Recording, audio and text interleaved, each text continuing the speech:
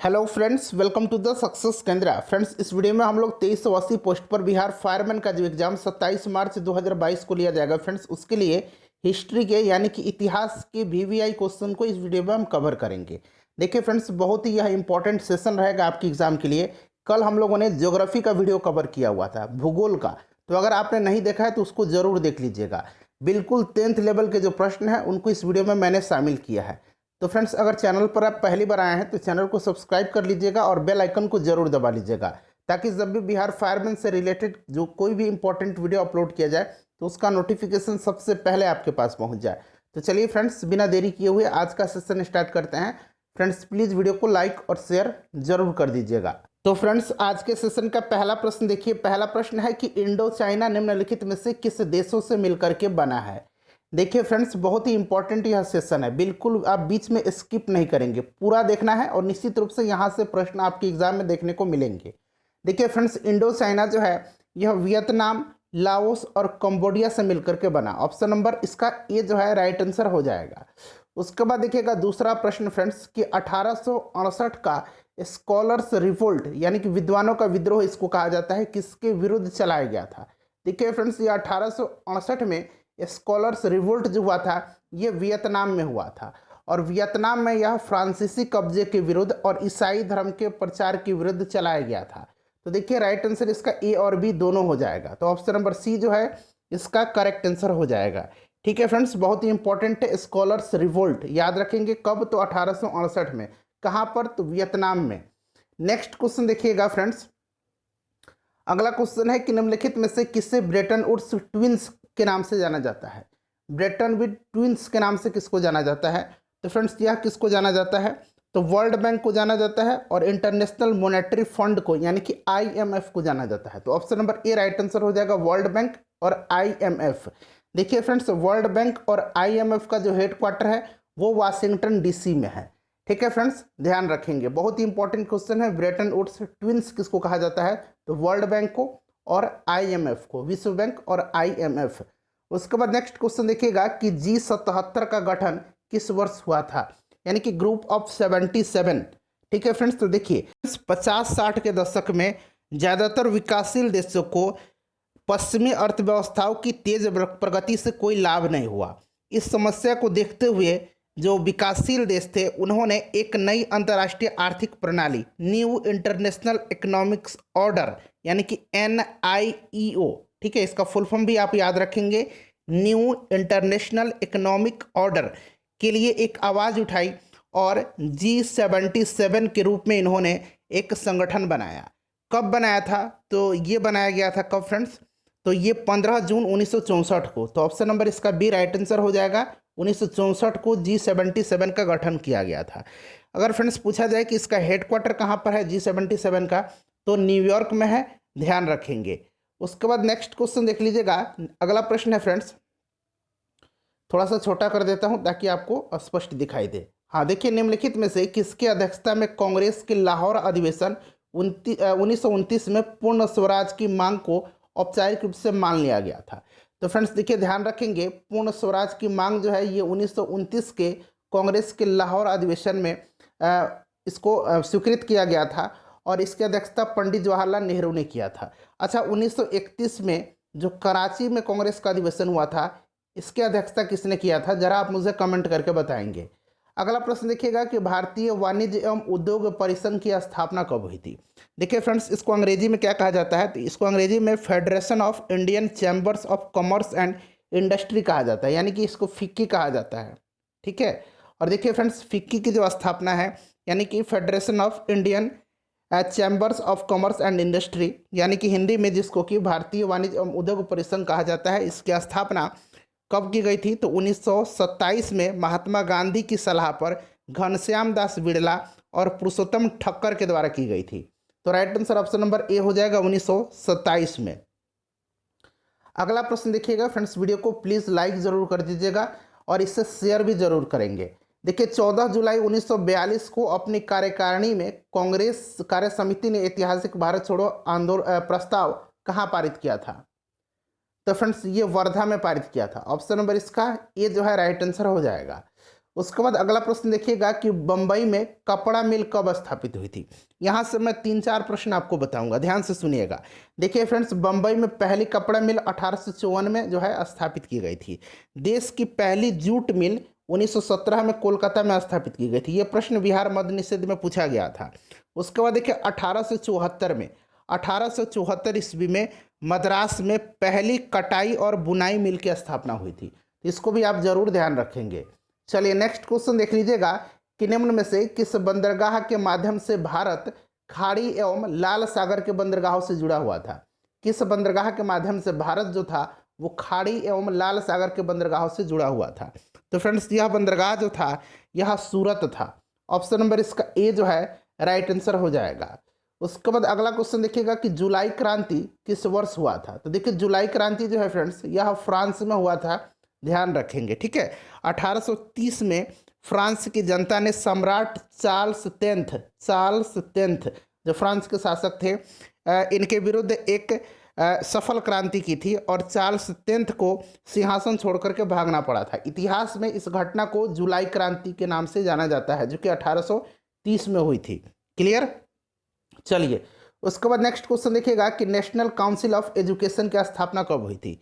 National council of education की स्थापना जो है यह कब की गई थी। तो फ्रेंड्स, इसकी स्थापना 15 अगस्त 1906 को किसके द्वारा, तो सदगुरुदास बनर्जी के द्वारा की गई थी। तो 15 अगस्त 1906 हो जाएगा। अगला प्रश्न देखिएगा, क्वेश्चन नंबर 11 है कि हिंदी का पहला समाचार पत्र उदत मार्तंड, ये नाम याद रखना, हिंदी का पहला समाचार पत्र है उदत मार्तंड, जो कि 30 मई 1826 को प्रकाशित हुआ था कोलकाता से। कहाँ से? कोलकाता से प्रकाशित हुआ था। मोस्ट इंपॉर्टेंट क्वेश्चन है ये। अगला प्रश्न देखिएगा कि भारत की शैक्षणिक नीति में फिल्ट्रेशन थ्योरी के प्रतिपादक कौन थे।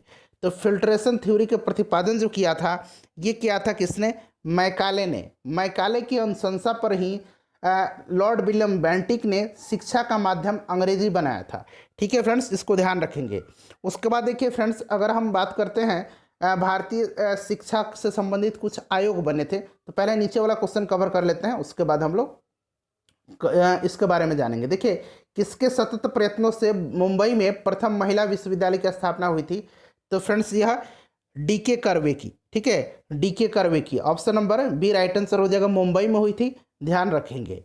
अगला क्वेश्चन देखिएगा कि चार्ल्स वुड का आदेश पत्र निम्नलिखित में से किससे संबंधित था। चार्ल्स वुड का आदेश पत्र जो था इसे भारतीय शिक्षा का मैग्ना कार्टा कहा जाता है। ठीक है फ्रेंड्स, और यह संबंधित किससे था? तो शिक्षा से संबंधित हो जाएगा। शिक्षा से संबंधित कुछ आयोग थे, जो कमीशन थे, उनके बारे में जान लीजिए। देखिए, वुड डिस्पैच 1854 में लाया गया था कि, और उस समय डलहौजी था। ठीक है, उसके बाद हंटर आयोग 1882 में लॉर्ड रिपन था। ठीक है, उसके बाद टॉमस रैले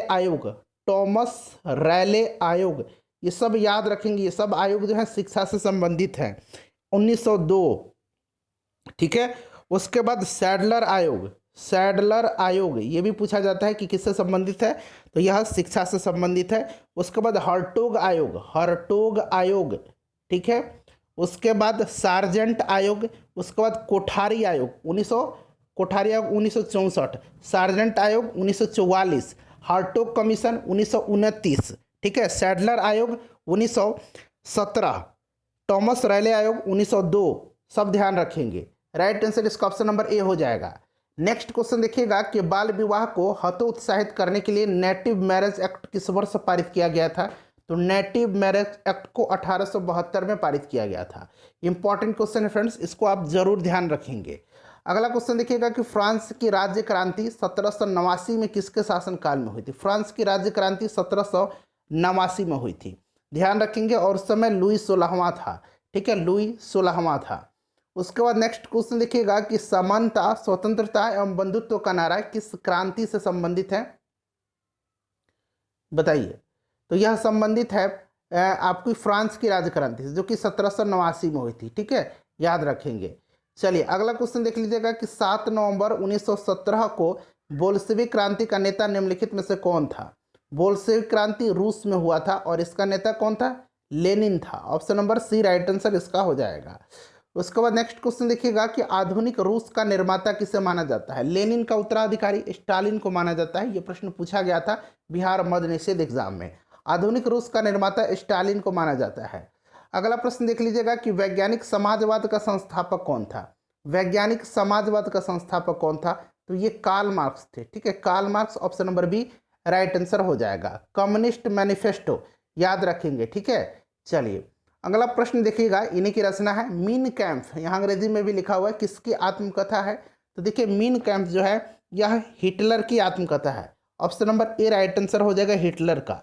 एक राष्ट्र एक नेता का नारा हिटलर ने दिया था। जर्मनी में नाजी दल का उत्थान जो है, नाजी दल का उत्थान, ठीक है, नाजी दल का उत्थान जो है इसी के नेतृत्व में हुआ था, हिटलर के। उसके बाद देखिए निम्नलिखित में से किसका गठन हिटलर के द्वारा किया गया था, तो हिटलर के द्वारा तो देखिए गुप्तचर राज्य पुलिस जिसको कि गेस्ताओ, उसके बाद एसएस अपराध नियंत्रण पुलिस और सुरक्षा सेवा, इन सब का गठन किया गया था। ठीक है फ्रेंड्स, ध्यान रखेंगे सबका गठन किया गया था। अगला प्रश्न देख लीजिएगा, नेक्स्ट क्वेश्चन है कि इंडोनेशिया में किसका उपनिवेश था, तो इंडोनेशिया में जो उपनिवेश था वो डचों का था। किसका था, डचों का था, ध्यान रखेंगे। अगला क्वेश्चन देख लीजिएगा कि इंपेरियल फॉरेस्ट रिसर्च इंस्टीट्यूट की स्थापना कब और कहाँ हुई थी। बहुत ही इंपॉर्टेंट क्वेश्चन है, तो 1906 में देहरादून में हुई थी, ध्यान रखेंगे। उसके बाद 25 नंबर क्वेश्चन देखिएगा कि इंग्लैंड में ग्लोरियस रिवॉल्यूशन जिसको कि गौरवशाली क्रांति कहा जाता है, यह किस वर्ष हुआ था, तो इंग्लैंड में ग्लोरियस रिवॉल्यूशन जो है यह 1688 ईस्वी में हुआ था। उसके बाद नेक्स्ट क्वेश्चन देखिएगा कि नेपोलियन संहिता जिसको कि नेपोलियन कोड भी कहा जाता है, यह किस वर्ष लागू किया गया था, तो फ्रेंड्स ये लागू किया गया था 1804 में, याद रखेंगे, इंपॉर्टेंट है। ठीक है, उसके बाद देखिए वियतनाम समाजवादी गणराज्य की स्थापना कब हुई थी। अब यहाँ ध्यान से सुनिएगा, देखिए वियतनाम को औपचारिक रूप से 1945 में ही, यानी कि भारत से पहले ही आज़ादी मिल गई थी, लेकिन वियतनाम गणराज्य की स्थापना के लिए वहाँ के लोगों को 30 साल और संघर्ष करना पड़ा था, 30 साल और संघर्ष करना पड़ा था। और यह स्थापना हुई थी कब, तो फ्रेंड्स 1976 में हुई थी। Option number D right answer हो जाएगा। वियतनाम में किसका अधिकार था, तो फ्रांस का अधिकार था। ठीक है फ्रेंड्स, वियतनाम की औपनिवेशिक जो अर्थव्यवस्था थी मुख्य रूप से चावल की खेती और रबड़ के बागानों पर आश्रित थी। ठीक है, चावल की खेती और रबड़ के बागानों पर। मेकोंग डेल्टा जो है, मेकोंग डेल्टा जो कि चावल उत्पादन के लिए विख्यात है, मेकोंग डेल्टा, यह कहाँ है, वियतनाम में है। वियतनाम की राजधानी हनोई है। और देखिए फ्रेंड्स 1903 ईस्वी में, कब, 1903 ईस्वी में वियतनाम का जो हनोई प्रांत है, हनोई जो कि राजधानी है, उस समय हनोई प्रांत में एक भयंकर ब्यूबोनिक प्लेग की महामारी फैली हुई थी। ब्यूबोनिक प्लेग, यहाँ मैं लिखता हूँ ब्यूबोनिक प्लेग की महामारी फैली हुई थी हनोई में, कब, 1903 में। ठीक है फ्रेंड्स, देखिए ध्यान रखेंगे, हो ची मिन, इनका नाम सुना होगा फ्रेंड्स। ये देखिए वियतनाम के पहले राष्ट्रपति थे। ठीक है फ्रेंड्स, और इन्होंने वियतनामी कम्युनिस्ट पार्टी की स्थापना की थी। तो इन सबको आप ध्यान रखेंगे। ठीक है, ऑप्शन नंबर डी इसका राइट आंसर हो जाएगा। देखिए फ्रेंड्स, बेशक प्रश्न हम कम कवर करेंगे, लेकिन एक प्रश्न के साथ साथ हम लोग कोशिश करेंगे कि 2 से 3 प्रश्न कवर करते चलें। प्रश्न की संख्या बढ़ाने से कोई फायदा नहीं है, कम प्रश्न सॉल्व करें लेकिन विस्तार से सॉल्व करेंगे। देखिए the history of the loss of Vietnam नामक पुस्तक के लेखक कौन है, इस पुस्तक को लिखा है फान बोई चाउ ने। ठीक है, फान बोई चाउ ने, ध्यान रखेंगे। ठीक है, इंपॉर्टेंट क्वेश्चन है ये। उसके बाद 29 नंबर देखिएगा कि निम्नलिखित में से कौन सा युग्म सही नहीं है। देखिए एक तरफ वर्ष दिया गया है और दूसरी तरफ यह घटना दी गई है। दिसंबर 1929 में लाहौर अधिवेशन सही है, पंडित जवाहरलाल नेहरू ने इसकी अध्यक्षता की थी। 1931 में कराची अधिवेशन हुआ था, जो कि मैंने आपसे प्रश्न पूछा था, इसकी अध्यक्षता सरदार वल्लभ भाई पटेल ने किया था। मार्च 1930 आंदोलन की शुरुआत सविनय अवज्ञा, सही है। दांडी यात्रा शुरू हुआ था, उसके बाद 6 अप्रैल 1930 को यह सविनय अवज्ञा आंदोलन शुरू हो गया था। दिसंबर 1931 सम्मेलन पहला गोलमेज सम्मेलन, ये गलत है। देखिए पहला गोलमेज सम्मेलन जो हुआ था ये नवंबर 1930 में स्टार्ट हुआ था, 1930 में। दूसरा जो फ्रेंड्स हुआ था यह समाप्त हुआ था दिसंबर 1931 में, दूसरा गोलमेज सम्मेलन। क्लियर, सितंबर 1931 में स्टार्ट हुआ था और दिसंबर 1931 में खत्म हुआ था दूसरा गोलमेज सम्मेलन। तीसरा 1900 कब हुआ था, तो 32 में हुआ था। सबको क्रम से ध्यान रखेंगे। तो ये वाला गलत है, फरवरी 1922 में चौरी चौरा की घटना हुई थी, ये सही दिया गया है। ठीक है, तो सही इसमें से दिया गया है ए नंबर, बी नंबर और डी नंबर। ठीक है, सी नंबर गलत है। उसके बाद देखिएगा उत्तरी भारत में एल्गिन मिल 1860 के दशक में कहाँ पर स्थापित हुई थी। तो देखिए ये जो एल्गिन मिल है यह 1860 में कानपुर में स्थापित की गई थी। कहाँ पर फ्रेंड्स, कानपुर में स्थापित की गई थी। उसके बाद देखिएगा कि देश की पहली जूट मिल कब और कहाँ स्थापित हुई थी। मैंने फ्रेंड्स एक्सप्लेनेशन में ही आपको बता दिया था कि देश की पहली जूट मिल कब और कहाँ स्थापित हुई थी। इसका आंसर आप मुझे कमेंट करके बताएंगे। सेशन आपको कैसा लगा है यह भी आप कमेंट करके बताएंगे। वीडियो को प्लीज़ लाइक कर दीजिए और शेयर कर दीजिएगा।